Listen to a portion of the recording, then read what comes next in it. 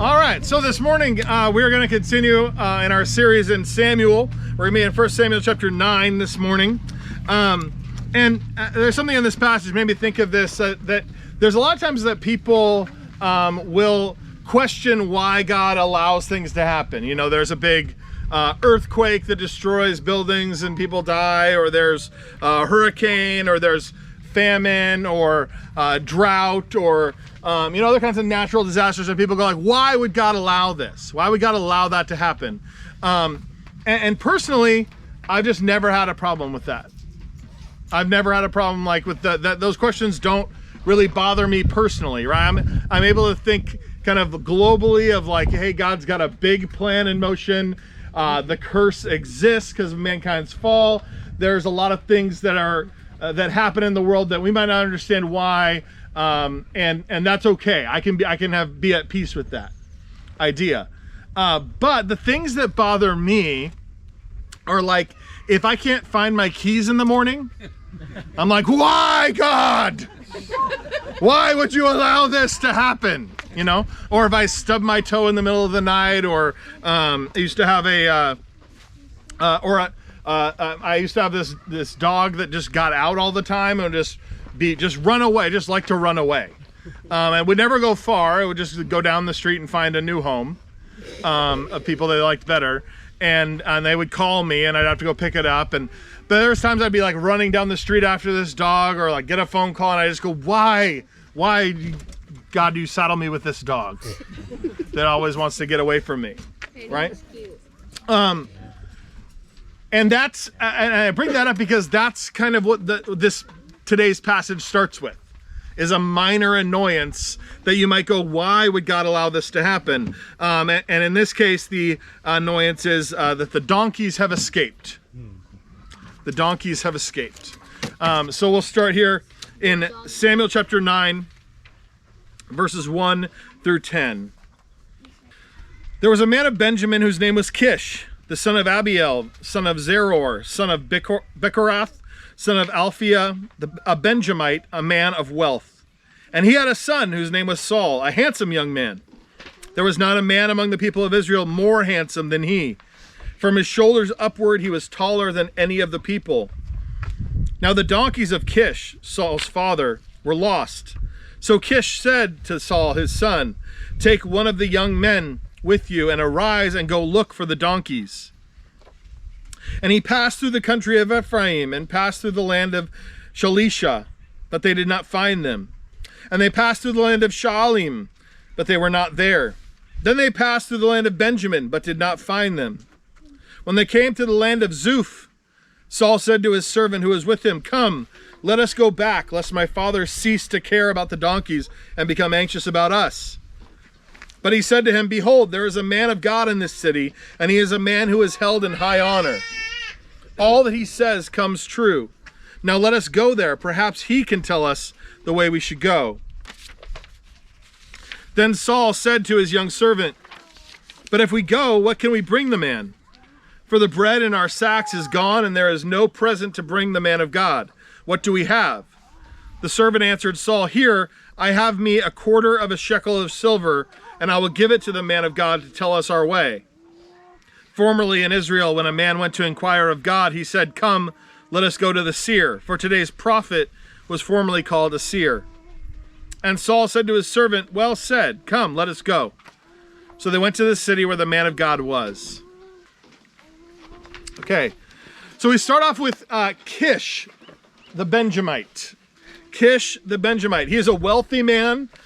He's a Benjamite, which isn't impressive, right? That's something that for us we might not necessarily understand, but when we read this passage and it says Saul was that Kish was a Benjamite, you go, oh, fancy Benjamite, right? You don't know any different. Sounds impressive, but Benjamin was one of the smallest tribes in Israel. It was one of the most minor tribes. If you look at in your study guide, there's a map of the tribal allotments of Israel, and in this map you can see that Benjamin was not a large tribe.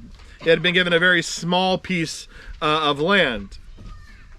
And so his description implies that he would have been something like a feudal lord in this minor tribe, a wealthy landowner. At the time of war, he would probably be like leading a battalion of soldiers from his area. And he had this son named Saul. So Saul is also a Benjamite. And for the purposes of as we kind of read through this, and as we're going through this story, I know a lot of us go, oh wait, I know Saul. I know who Saul is. I know what's going to happen with this guy. But I would ask that you kind of set that aside, okay? Because let's take it as it comes, as the author intends us to kind of take the story. And at this point, he's just an impressive guy, right? And if you're thinking like, oh, I know about Saul, eventually he becomes Paul. Different guy. It's a different one. This is Old Testament Saul. He's also got a big story. But let's kind of take it as it comes. And at this point, we see he's described as the most handsome man in Israel.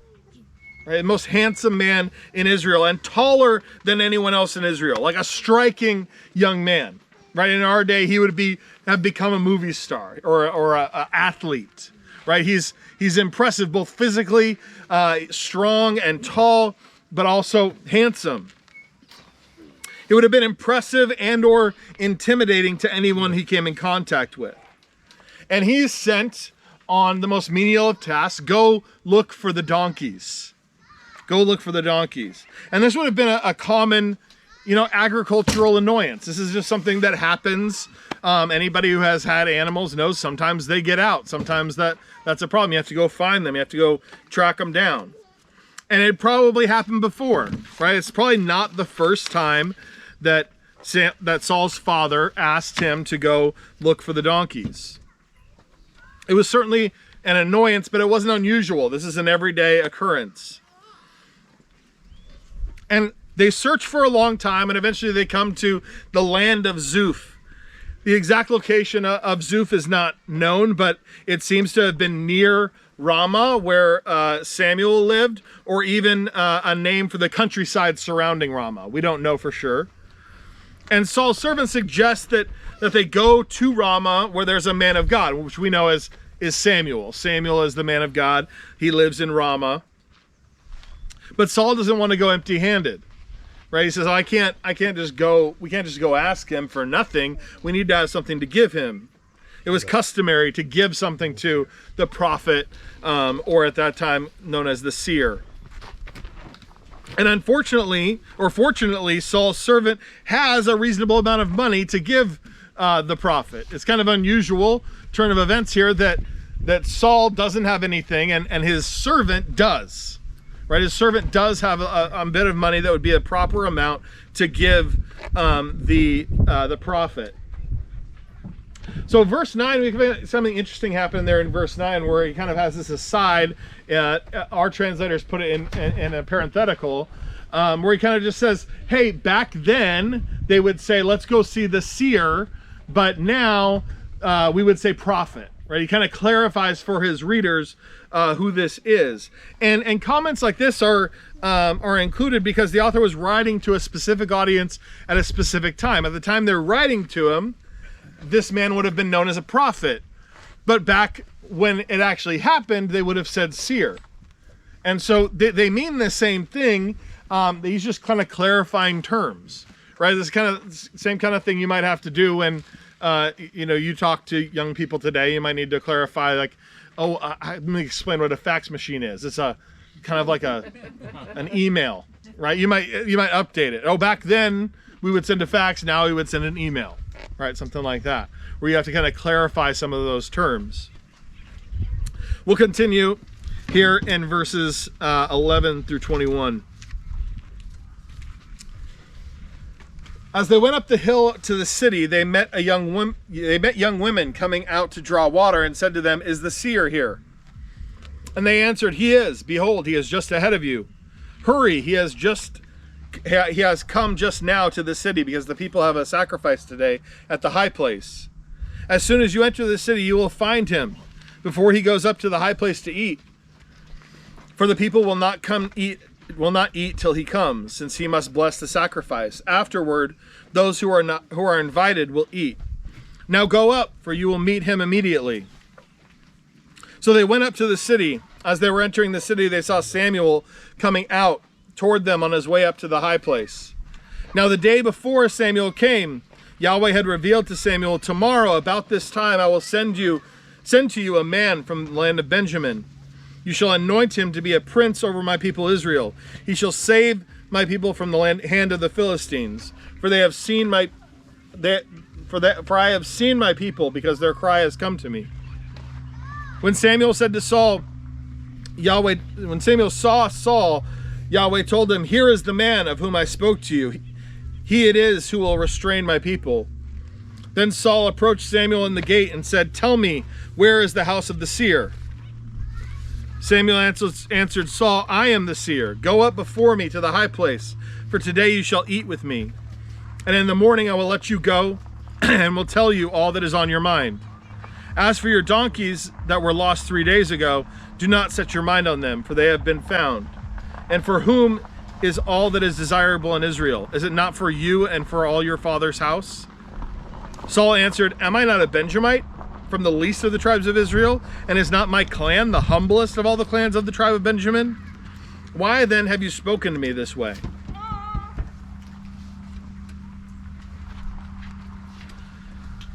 So Saul and his servant, they go into the city, and they learn that Samuel is there, and he's preparing to go to a sacrifice that day on the high place. And sacrificing on high places, which would be mountaintops, hillsides, up where they could get high, that was a Canaanite practice. It was common in the promised land, commonly where they would practice these sacrifices to Canaanite gods, to the Baal gods and to Molech and all these other gods. They would build these temples on mountaintops and hills to be closer to their gods when they sacrifice. The idea was, we need to be up where they can see us. We need to get up where our gods can see us. And this was a sort of worship that Israel had been warned not to participate in. But in the days before the temple, these high places were used by Israelites for legitimate sacrifices, right? They kind of came into the land, they hadn't built a temple, and so they would use these high places where other sacrifices had been made in the past to other gods, and they would make legitimate sacrifices to Yahweh on those mountaintops. But Israel had been commanded, in fact, to destroy these high places. We see in Numbers chapter 33, 51 through 52, it says, when you pass over the Jordan into the land of Canaan, then you shall drive out all the inhabitants of the land from before you and destroy all their figured stones and destroy all their metal images and demolish all their high places. And we can see the result of this mistake, the fact that they didn't destroy these places. They just decided to repurpose them. We see these problems play out in the life of King Solomon. So we look at, as a brief detour here, 1 Kings 3, 2 through 4. The people were sacrificing at the high places. However, because no house had yet been built for the name of Yahweh. Solomon loved Yahweh, walking in the statutes of David his father, only he sacrificed and made offerings in the high places. And the king went to Gibeon to sacrifice there, for that was a great high place. Solomon used to offer 1,000 burnt offerings on that altar. So here we see Solomon. This is much in the future of what we're looking at here with Saul and Samuel. But in the future here, Solomon is making sacrifices on these high places, and he loved Yahweh, and so he's going to these high places and making sacrifices. So he made 1,000 sacrifices to Yahweh on this one particular high place that was highly revered, right? It probably was very high and well built. And so he's making this sacrifice in this temple, making all these sacrifices to Yahweh. But then if we fast forward to chapter 11 of 1 Kings, we see it tell us that then Solomon built a high place for Shemosh, the abomination of Moab, and for Molech, the abomination of the Ammonites, on the mountain east of Jerusalem. And so he did for all his foreign wives who made offerings and sacrificed to their gods. That was one of Solomon's downfalls, is that he acquired many wives. He married all of these wives as a lot of treaties to the nations around them, but these women drew his heart away. They asked for temples to be built to the gods that they worshipped growing up. And he built these temples and allowed them to worship there. And he even made sacrifices there. And distressingly, one of the temples he built was to Molech. And the way that Molech was worshipped was by child sacrifices. So it is very likely that Solomon sacrificed his own children to Molech as a result of this. Now, we see a kind of a tricky situation here. There wasn't anything wrong with Solomon sacrificing to Yahweh on the high places, but he had not clearly defined where the line was. He had not clearly defined where the line of right and wrong was, right? It was good and right to sacrifice to Yahweh on the high places, but worshiping and sacrificing to any other god on the high places was an abomination. And we ought to be cautious about the things that might lead us to sin. And that's really what we see here, is that sacrificing to Yahweh on these high places seems to have allowed this door open for Solomon to walk in and start sacrificing to these other gods. If he had never done that, is it possible that he would not have gone that way? Maybe. We don't know. The biggest problem we see here is that he didn't create a clearly defined line for himself of what he was allowed to do and not allowed to do. He did not clearly define where the line of right and wrong was for himself. This is why 1 Peter warns us in 1 Peter chapter 5, verse 8, be sober-minded, be watchful. Your adversary, the devil, prowls around like a roaring lion, seeking someone to devour. It doesn't mean we can never go anywhere or do anything that might have the potential to lead us to sin. That's not the case. It would make life very difficult because there are possibilities nearly everywhere. But we should be aware of our own temptations and of the potential for error in these different situations. Where might we go astray? Where will we need to make sure we have clearly defined boundaries of what we will do and what we won't do? So back to the story at hand, right? Because that was just kind of that whole thing was aside on the fact that they're going up to this high place to make the sacrifices. Samuel is going up to do that. He meets Saul, and Samuel gives him a bit of revelation, right? He tells him that the previous day he would, Samuel had been revealed by God that he would meet the man who would be Israel's king. Right? God had revealed to Samuel that he would meet Israel's king. The previous day, God told him, hey, tomorrow you're going to meet a Benjamite who's going to be the one that's going to lead the people. He's going to be the king. And then sure enough, Samuel sees this striking young man walk up to him. And he knows, God reveals to him, this is the man. You've got him. This is the one that I told you about. And so he tells Samuel that the donkeys have been found, right? He had only come to ask about where the donkeys were, but Samuel tells him immediately that they've been found without Saul even having to ask. Saul must have been so surprised by Samuel's knowledge of the donkeys before he even asked that he's willing to stay and eat with Samuel. He's willing to stay and come to the sacrifice. But we can imagine a scenario in which Saul is so focused on the donkey problem that he can't get back to his father, that he missed the bigger, we can imagine that he could be so focused on, oh, my donkeys have been found. Okay, thank you very much, Mr. Prophet, Mr. Seer. We'll see you later. We got to get back to my father. Surely he has more work to do. That he's so distracted by the fact that he has this problem, right? That's the problem that he's dealing with. That was the annoyance that he was dealing with. And he was already worried about what his father might think about him being gone so long.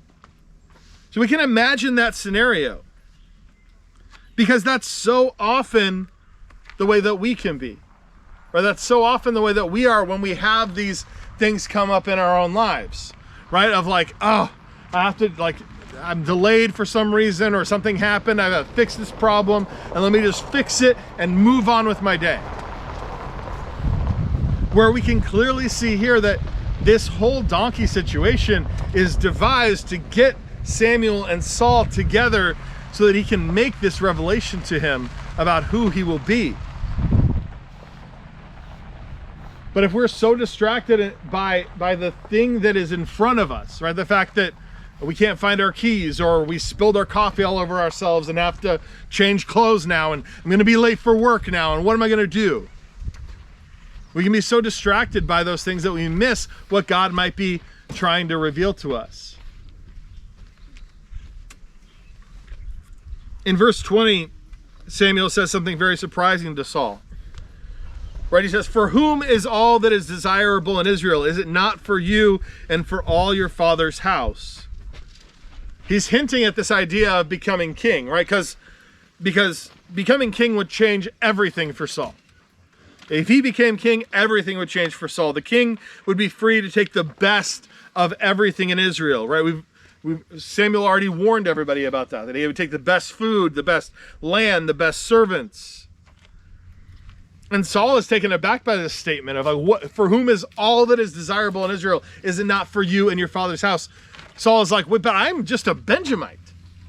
I'm from the tribe of Benjamin. Did you not get that when I introduced myself? I'm from Benjamin. You know, little Benjamin. Like that's just a little backwoods. I'm not anybody important. I'm not even from the most important clan in Benjamin. I'm from the humblest clan. Yet, yes, his father is wealthy, but he's like the wealthiest in the smallest clan, the smallest tribe. Right? He's a big fish. He's a little fish or a big fish in a little pond. Right? That's what he's saying. He's like, yeah, this might be the case, but I'm certainly not this guy. Despite being so handsome and tall and impressive, he seems to be a very humble guy. And that's a good start for someone who will be Israel's king, because they're meant to stay humble, as we learned last week. We'll look lastly here at verses 22 through 27. Then Samuel took Saul and his young man and brought them into the hall and gave them a place at the head of those who had been invited, who were about 30 persons. And Samuel said to the cook, "Bring the portion I gave you, of which I said to you, put it aside." So the cook took up the leg and what was on it and set them before Saul. And Samuel said, "See, what was kept is set before you. Eat, because it was kept for you until the hour appointed, that you might eat with the guests." So Saul ate with Samuel that day, and when they came down from the high place into the city, a bed was spread for Saul on the roof, and he lay down to sleep. Then at break of dawn, Samuel called up to Saul on the roof, "Up, that I may send you on your way." So Saul arose, and both he and Samuel went out to the street. And as they were going down to the outskirts of the city, Samuel said to Saul, "Tell the servant to pass on before us, and when he has passed on, stop here yourself for a while, that I may make known to you the word of God." So Saul comes to the sacrifice with Samuel, and he's set at the head of the table, a huge table, right? It's a table with 30 people at it, and he's given this massive portion, a leg of lamb, right? The whole leg of lamb that he's given to eat, and then he eats he's with everybody there. He eats this meal with them, and then he goes back to Samuel's house to spend the night, and he's given a bed up on the roof, which was already prepared because Samuel already knew he was going to have a guest. Right? He knew that he was going to meet this man. He knew it was going to happen. And this was not an uncommon place to sleep either. Like the idea of, "Oh, I prepared a bed for you on the roof." Right? If you went to somebody's house, you went to visit, and they go, "Oh yeah, we got you all set up. There's a bed on the roof." You would go like, "Well, what are you talking about? I guess I'll get a hotel." Right? But in this day and age and the way that homes were designed, this was not an uncommon place for people to sleep. It was not an insult of any kind. It would have been a nice place for him to sleep. And the next morning, Samuel tells Saul that he has something to tell him, right? And he says, "Send your servant on. I got something to talk to you about." They're at the outskirts of the city. It's going to be just he and Samuel, and he's going to tell him something important, which we won't know till next week. Cliffhanger. But what I want us to see in this passage in general is that there's this divinely appointed chain of events that happens here. It's a unique set of events that led up to this moment, right? First, the Israelite elders ask Samuel to anoint a king, right? That's well after Saul is born. He's a young man still. This is not far in the past. He's an adult at this point. He's already been born and grown up when this request is made. Then we see the donkeys get lost, and they get real lost, right? That's not an easy find. He has to go on this long journey to find them, and he's unsuccessful in finding them after traveling so far. And then they decide, his servant has the idea to go ask this prophet where the donkeys might be, right? Which, just knowing that that's the kind of thing that people ask the prophets, doesn't that give you like just so much sympathy for the prophets? Right? We just read their books, right? We read the stories of the things they had to declare to Israel that were so important, and even prophecies that foretold the future and foretold about Jesus and who he would be. But to know that their day-to-day was, you know where my donkeys went? Like, golly, like that's just imagine all the dumb questions they had to answer all the time. But they happen to even have money to give this prophet. And then Saul encounters Samuel near the gate of the city and asked him for directions. And Samuel was told by God beforehand that he would encounter Saul that day. All of these things line up to cause this moment to happen. And this sequence of events was clearly orchestrated by God to bring Saul and Samuel together for this moment. This is a clear demonstration of what Paul talks about in verses like Ephesians chapter 1, verse 11, where he says, "In him we have obtained an inheritance, having been predestined according to the purpose of him who works all things according to the counsel of his will." This verse talks about God working all these things together. A similar verse in Romans chapter 8:28, where it says, "We know that those who love God, all things work together for good, for those who are called according to his purpose." This story demonstrates what these verses declare, that God is in control and working all things together for good. And I like taking these two verses together because if the Ephesians verse clarifies a bit of Romans 28, right? That it's the purpose of him who works all things according to the counsel of his will. It's God's purpose and God's will that he's serving, not ours. And we often read Romans 8:28 and even quote it to one another when things are going poorly. And we like to just kind of fill in our own definition of good in that passage, right? When we say, hey, we know that God works all things together, works all things for those who love God, all things work together for good, right? Has anyone ever said that to you when something's going badly? Hey, for those who love God, all things work together for good. And that's what's it meant to tell you. Like, oh, it's going to resolve the way you want it to resolve. Right? Whatever is happening is going to resolve the way that you want it to resolve. It's good in your eyes. Right? It's the good that you have in mind of, yes, it would be good to me that I recover financially in this situation, or this health problem I'm having resolves and everything is better and I don't have the problem anymore. Right? Whatever the problem is, we like to fill in our definition of what good is in that situation. And that's natural. It's pretty natural, right? To the idea of, well, yeah, good is what's good for me. Of course. Why not? Well, that's not what the verse itself is even saying. All things work together for God's definition of good, for those who love God and for those who are called according to his purpose. So what is God's definition of good? Well, the context of this verse, it's defined in the very next verses. Romans 8:29 through 30. For those whom he foreknew, he also predestined to be conformed to the image of his Son, in order that he might be the firstborn among many brothers. And those whom he predestined, he also called. Those whom he called, he also justified. Those whom he justified, he also glorified. He defines this idea of good in this next verse, where he says that what he is trying to cause, what he is working things together 4 is that you be conformed to the image of his Son. What is good is that you become more like Jesus. That's the highest good that God can cause in your life. Not to make you rich, not to make you successful, but to make you like Jesus. And that's what he talks about in this passage.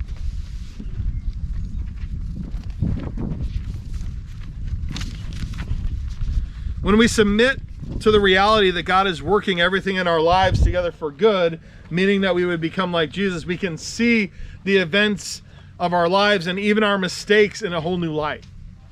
We can see even minor annoyances, minor problems that we face as part of that process. And sometimes it's just God trying to get our attention. Right? Of hey, you're gonna forget about me? Forget about what we're doing here. God wants us to be growing in him and to be trusting him. I'll wrap up with this 3 takeaways for today's message. Number 1, trust in God's sovereign plan. Right? We see in this passage that God has a plan, and sometimes it works in ways that we don't understand. Right? For all that time that Saul was traveling looking for the donkeys, do you think he thought, oh, I wonder what God's up to? No, probably not. He just thought, where are these donkeys? Right? Like, how could they have gotten this far? Where could they be hiding? Did animals get them? Right? He's going through all that stuff. He's not thinking, oh, I bet this is a divinely directed sequence of events that leads to me being told that I'm going to be the next king. No way. No way. So we need to also, number 2, follow God's leading. Look for what he's directing us towards. Look what he's doing in our lives. That's the last thing. Watch for what God is doing in your life. Sometimes he can be working in our lives and we not even notice it. We're not paying attention. We need to be looking for what he is up to in our own lives. I'm going to pray here in just a second, and then we'll take communion together. I'll pass the tray around. We'll just kind of pass it through the rows. And then we'll take communion together, and then we'll sing one more song before we pack up and get out of here. Would you pray with me? Father, we thank you for this morning. We thank you for your word. We thank you for the ways that you do direct our lives for your good, for our good and for your glory. Pray that you would open our eyes to what you have in store for us and what you're doing with us. Pray these things in Jesus' blessed name. Amen. I'll pass them out first. No, it's okay, John.